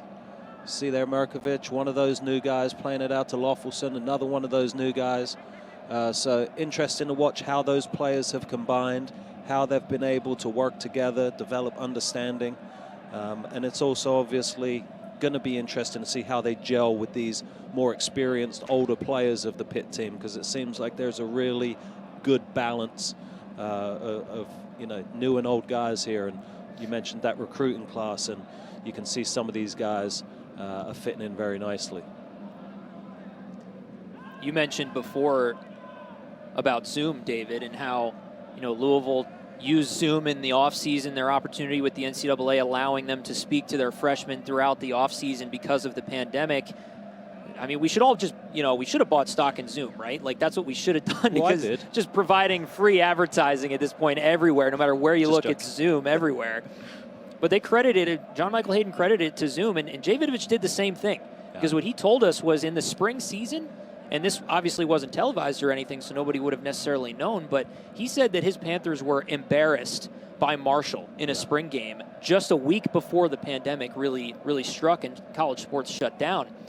And so from there, he was a little nervous about his culture. And at the end of last year, they struggled with a number of different things. And now they've moved into a scenario because of Zoom and all the conversations they've had throughout the offseason. He told us that they're a more unified team, both tactically on the field and socially as a team, which he's been looking for in all 5 of his years, and he may have finally found it. Yeah, I think it was really interesting to hear him talk about how these guys have bought into the challenge and how they want to take it further. It was really interesting to hear that, where they are in year 5 of the Vidovich era, and what's to come. But they really, the senior class specifically, he talks about how they made Pitt into something, and made them relevant on the national scene. But he's really challenged these guys to be selfless, to play for the team, and they've worked real hard to be a more unified team moving forward. Pitt still possessing in the offensive end. You mentioned it. I mean, the strength of schedule for Pitt last year was absolutely ridiculous if you really look at it. And the opponents that Jay Vidovich put on his schedule in his 4th season, which was obviously last year. In the non-conference, they start at Indiana. They take them to 2 overtimes. Then they play the number 1 Wake Forest Demon Deacons here on this field. They lose. They beat Akron. They beat number 1 Virginia on the road. They take down NC State. They play number 2 for 2 more times, Clemson and Georgetown. And, of course, both of those come as losses. Georgetown more significant than the Clemson loss. But, I mean, you just look at that barrage of games on that schedule, and it's unbelievable as they score again. Let's tally another one. 5-0, and Petkovic, who's been sniffing for one all night long, finally bangs one in. Yeah, and you see the 2 Serbians celebrating there. Petkovic has been looking for one all night. it's good to see them enjoying it. You know, you talk about a more unified team. They look pretty unified there, you know. And Petkovic wasn't going to be denied. He made sure that stayed in. And he's extremely happy to get off the mark. Serbians hook up here for the Panthers' 5th goal of the night. An absolute offensive onslaught. And every goal is just as sweet, especially when, David, you don't know from day to day when you're going to be able to play next. You just don't know that anymore. So every time you get on the field, every time you score a goal, you savor those moments as a player. Try to internalize those. Yeah, they've really enjoyed themselves out there tonight, Pitt. And even though Louisville is on the receiving end of this, they'll be very grateful for the experience. They'll learn from this. And so, you know, you've got 2 teams in 2 different places right now, but it's just one game. And they don't count till next weekend. And so it's really going to be interesting to see now what happens next. Because obviously, you know, Pitt's made a statement here tonight in terms of their firepower. To finish the conversation about the Pitt change here in culture, I mean, obviously we don't know what Jay's schedule would have looked like if the pandemic had not hit, but you got to imagine it was going to be more of the same, playing the powerhouses. And he told us directly, you know, we're proud of last year and what we did in the ACC, but it's not just that. For me, he said, we chose last year that we wanted to be a big dog. And to be a big dog, you have to play the big dogs. Yeah. That's exactly what they did. Yeah, there's nowhere to hide, but, you know, going looking for it, that's brave, and so I commend that. But that is definitely how you set the standard, and he made it clear to his team, this is where we want to be. So, you know, you have an opportunity to say these are the programs we want to kind of mirror and be competing with on a week-in, week-out basis. And mind you, David, that Pitt was picked to finish last in the ACC last year, as this one struck from Petkovic from the top there, over the crossbar. They were picked last, and look at where they end up. Yeah. Really bold scheduling from the Pitt coaching staff. Up 5-0 in the 71st minute here at Ambrose Urbanic Field. Let's look at the goals in the second half, David. Yeah, there's been some nice ones. Petkovic lays it off to Crivello, plays it over. Valentin Noel on the volley. I'm going to keep saying it, the French connection, there it is. Now the Serbian connection as Mikovic plays it through to Petkovic and he drills it home. You can see those 2 connect. 5 goals on the night for Pitt, 3 in the first half, 2 of them by Alexander Dexter, 1 by Kiza. Petkovic with a goal and an assist, which you just saw a second ago. 16 shots over 3 in favor of Pitt, 7 corners over 2 in favor of Pitt as well. The offense has been dominant all night long, and I don't necessarily know if John Michael Hayden expected this Pittsburgh offense to come out. I mean, they did lose, obviously, 3-2 in the exhibition on Sunday against Wake Forest, and they did not look this good, but what a world of difference a week of training probably makes for Pitt anyway on this side. And it's a tough night for Louisville, but there's a lot of things on tape that they're going to have to work forward on. Yeah, and you could see the differences in how the coaches were talking to their teams right now. I mean, I think, you know, Pitt was talking much more about managing the game, seeing it out, and John Michael Hayden was much more animated in his team talk there in terms of challenging his team for the last 20 minutes. But that's the mentality he brings to his team from his playing background. You're talking about his playing background, and these 2 guys came out of the Indiana system. Jay Vidovich, a number of years between the 2. Jay Vidovich spent 1 year under Jerry Yeagley in 1978. John Michael Hayden wins 2 titles under Yeagley, 2003 and 2004. That Indiana pipeline of talent is crazy, and these guys obviously come from that family at Indiana soccer. Yeah, and that Indiana program is probably one of the gold standard programs of college soccer. There's, you know, maybe there's only one or a handful of programs with that kind of prestige and history. So, you know, if you've been through there, I'm sure that there's something they put in the water that helps you understand this game on another level. we could probably go on for days and days about what Indiana's been able to do on a national level and through the Big Ten. Nice footwork there by Loffelson to find his way out. Now Pitt's in control again. Pitt brought on some subs. I saw Lucas Matiszewski come on at the back there, playing centre back. He came on for Arturo Ordonez. I believe Luke Mort came on also. At the foot of Fonseca, he's on a charge on the left side. He's taken down. Will they call it? Yes, they will. Yes, they do. It's going to be a PK. I believe it was Petkovic on the slide that took down. No, I'm sorry, it was Matiszewski. Pedro Fonseca's going to step up and take it. You see he's driving into the box. Yep, without a doubt. Didn't touch the ball. Fonseca probably sold it a little bit, but regardless, he will get a PK out of it. And you mentioned it before. Will Fonseca get on the score sheet? That's got to be a goal for him at some point within this match. So he has a golden chance right now. It's Fonseca versus Steinbach, the keeper for Pittsburgh.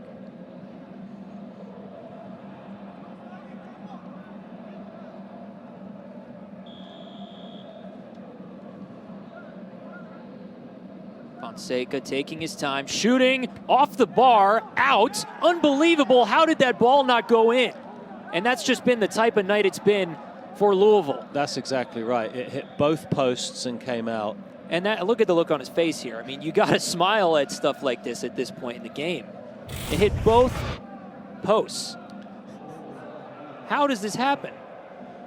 It takes a lot of skill. Yeah. Could he do that again if he tried 100 times? Wow. It rode to the goal. It's almost like there was a glass pane. There's plexiglass, David, keeping that ball from going in. Unbelievable. Well, you know, when it's going your way, it's going your way, and when it's not, it's not, you know, and that's the kind of night it's been for these two teams. So it's a funny old game, Kevin. Yeah. Louisville's going to keep trying to get on the score sheet, keep pressing, keep working hard.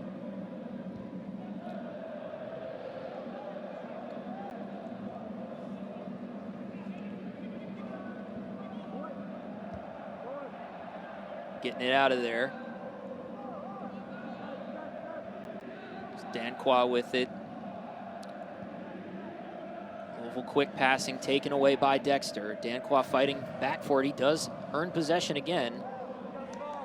And Loffelson just gets it out. LaBelle on the left side will throw in. He does. I like what I've seen out of Danquah. He's been active and got some fight to him and really been, you know, trying to get stuck in. So that's good to see.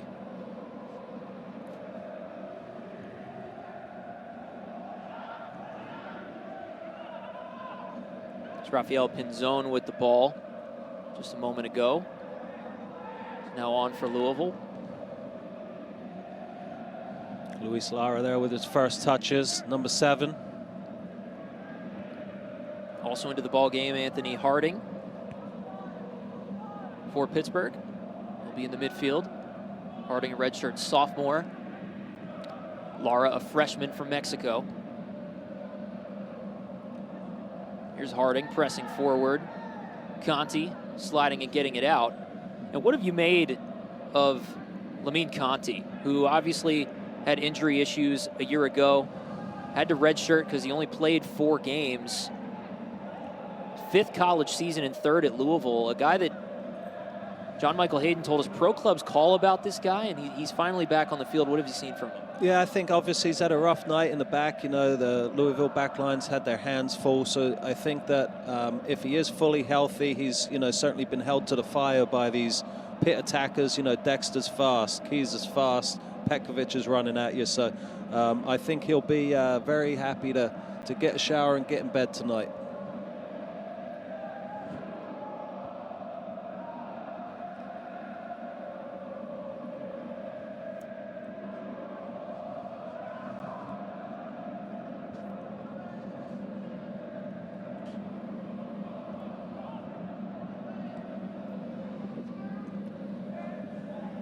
Steinbach trying to get it out over here to Harding. Challenged by Fastine. Dexter flicking it on, trying to get it to Lara. Conti keeping it in.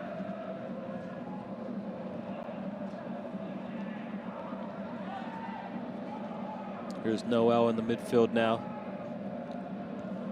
Out wide to Loffelson. Loffelson coming into the middle off of his position. Dancing. Getting it to Harding. Cross into the box. No one quite there. It was close. Looks like he was looking for Luke Mort in the middle. Luke Mort, redshirt freshman from Greensburg, local product.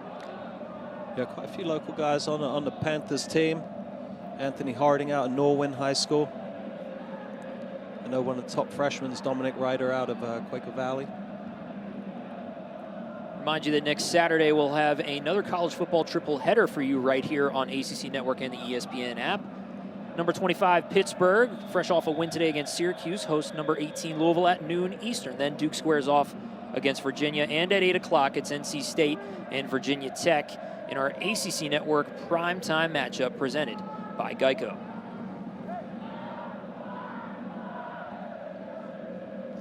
.15 minutes left. Louisville still looking to get on the score sheet. Find some positives to build on.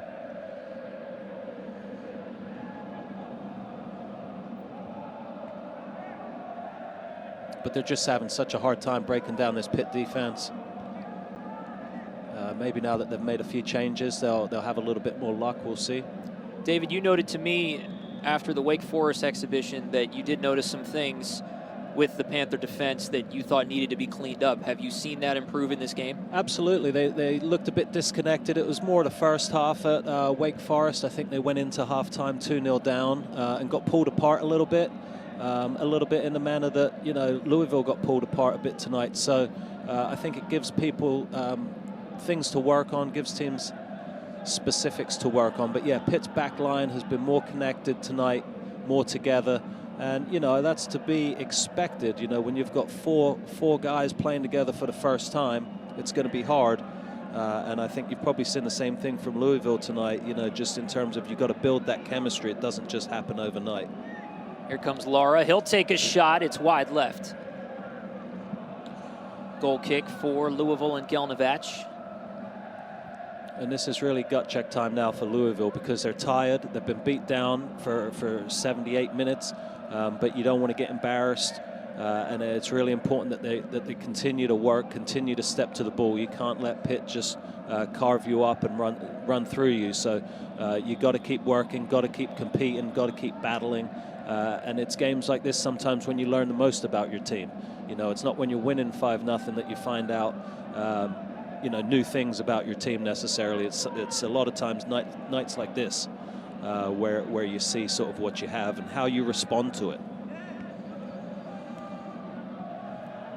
This Louisville team had a number of freshmen in this starting lineup too, and this is only the second time they've had to go on the road in the ACC. So there's a learning experience every time you go and do that against an ACC opponent. It's the toughest conference in the country for a reason. 10 teams in the tournament last year for a reason. A record in Division I. Yeah, it's going to be really important for Louisville to learn from this, and I'm sure that they will, you know, but the challenges don't stop coming, so I'm sure that they've got, you know, a tough schedule coming their way, and they'll have to work to make sure that they're better the next time out.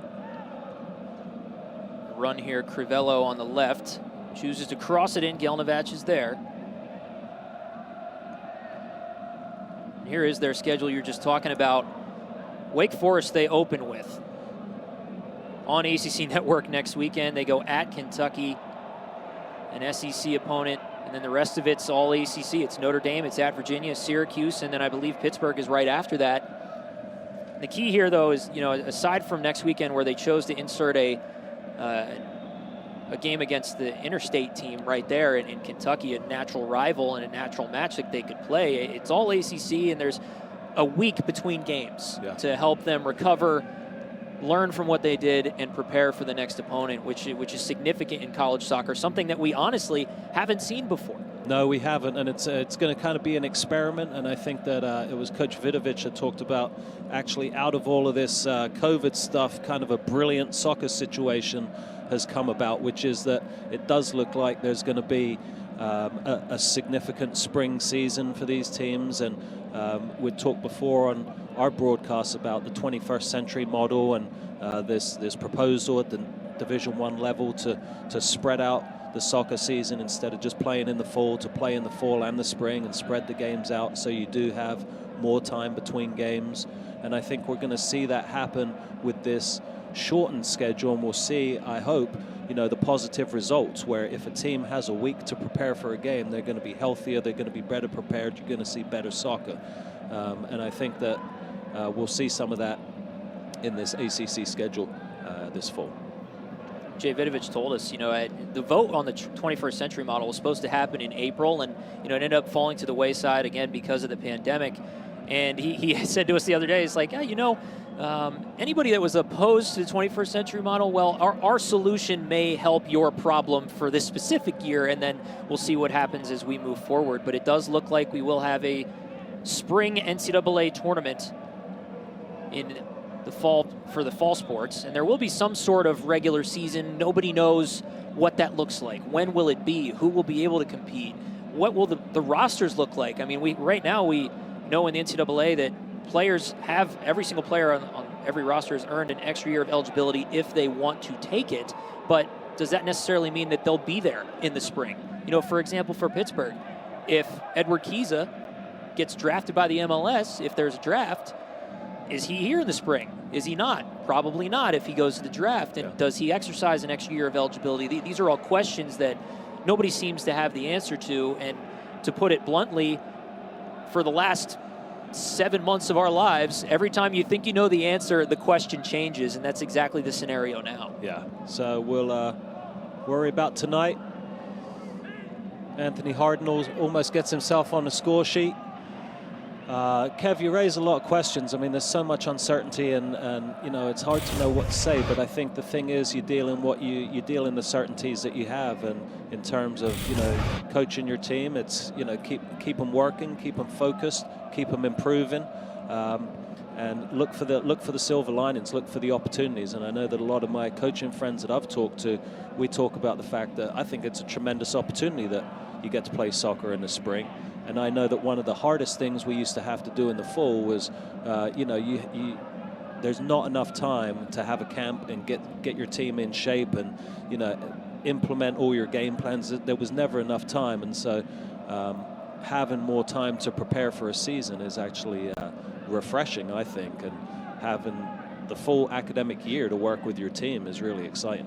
Yeah, we talked about how both of these teams were benefited greatly from just having Zoom conversations and being able to talk to their incoming freshmen throughout the offseason. But then also, because we've started so late and the first games don't happen until September 24th, 25th, 26th, we got a scenario where in men's and women's soccer, there was a full preseason.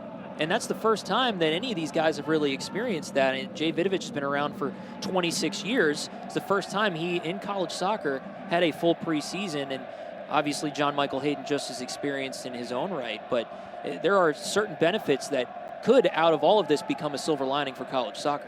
Yeah, I mean, I think the coaches and programs have had more time to work with their players, so what have we had? We've had time. And so, granted, it's on a smaller scale and in smaller groups and more personalized, but I think that a lot of teams have been able to make a lot of progress despite the limitations. But obviously, it's worked out better for the ACC teams that have been able to get games in the fall. Here's Dexter still causing problems. What else is new? 2 goals on the night for Dexter. So he's looking for another one. You got to take advantage of those nights when you're feeling that good.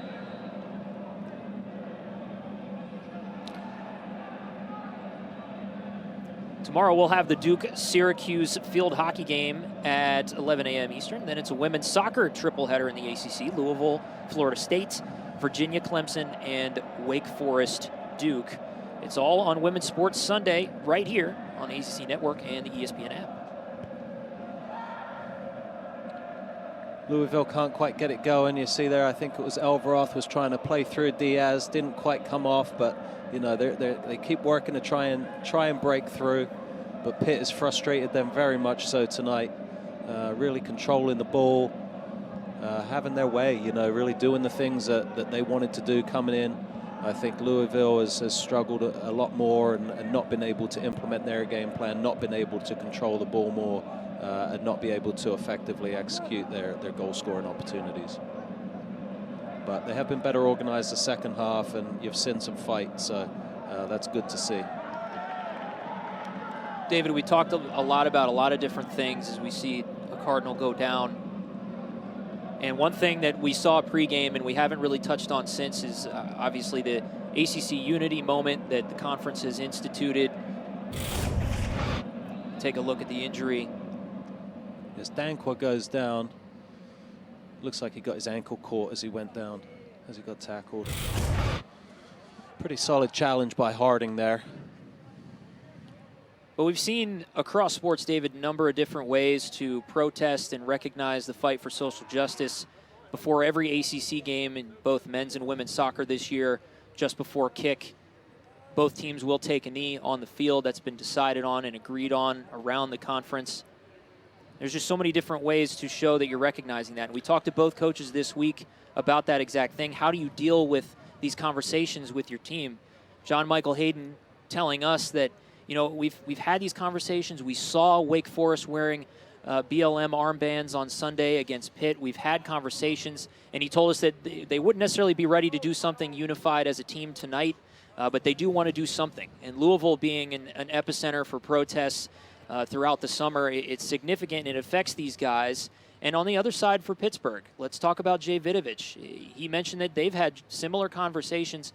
And David, I know that you really took a notice of what Jay had to say about the fight for social justice. Yeah, I think that it was interesting how it gave Coach Vidovich pause. And he talked about how sort of upsetting these situations are. And that talked about the fact that, there's a lot of difficult questions and a lot of difficult dialogues that have been occurring and need to occur. So it was really good to hear how he had been affected by it. And I know that a lot of his former players, particularly those playing in MLS, have really spoken up and spoken out in support of social justice issues. And so I think it's really good how he talked about just being willing to listen and just making sure that you are capable and willing to educate yourself about understanding systematic racism. He even mentioned, too, that, you start to realize things through conversations, and he said he engaged a lot of his former Wake players, like you said, who now play in the MLS and are part of the MLS Black Players Coalition. And he mentioned that one of his former guys said to him, like, hey, Coach, do you realize that a Confederate flag used to fly across from Spry Stadium? And he said, no, it's, I guess I never really thought of something like that before. And so you're right, David, it did give him pause, and it gives everyone pause. And, from a conference standpoint, and from an administration standpoint on both sides here, at least these two teams on this field, proud of what they've done to be outspoken and recognize what's going on in the world, because, we constantly ask questions of athletes and what they think about things, and we don't necessarily always ask those questions to the people that maybe need to be. So it's important to understand that they're human beings too. Yeah, and I think it's important that we're willing to engage in difficult conversations about race, understanding that it is a challenge and people are uncomfortable with it, but the more that we can engage in dialogue with each other, the stronger we are.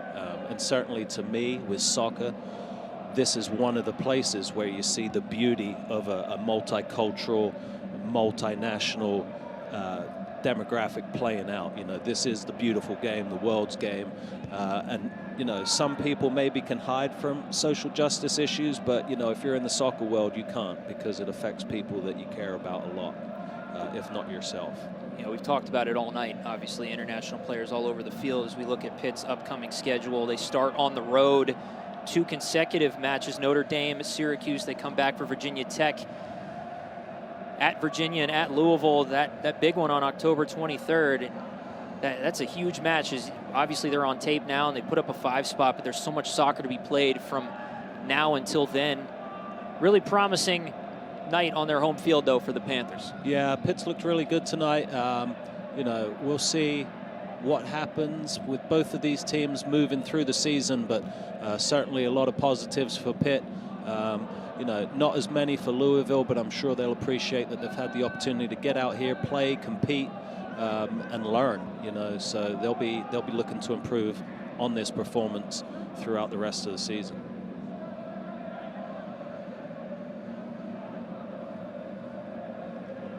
See, a couple of years ago against Louisville, 7 shots, tonight 17, and that was the last meeting between these teams. And Pitt has never beaten Louisville in an official regular season capacity. Of course, 5 matches between these two teams in their history. Louisville's won all 5 of them, and they've faced every 2 years off and on since they have joined the ACC, since Pitt joined the ACC. So I think that's a pretty big statement by the Panthers to beat a team you've never beaten before 5-0. I'm not sure what it's going to do in terms of framing the rematch back in Louisville. Maybe nothing, because there's so much water to come under the bridge before that game. But I'm sure the week of the game, Coach Hayden will be reminding his team of what happened here tonight.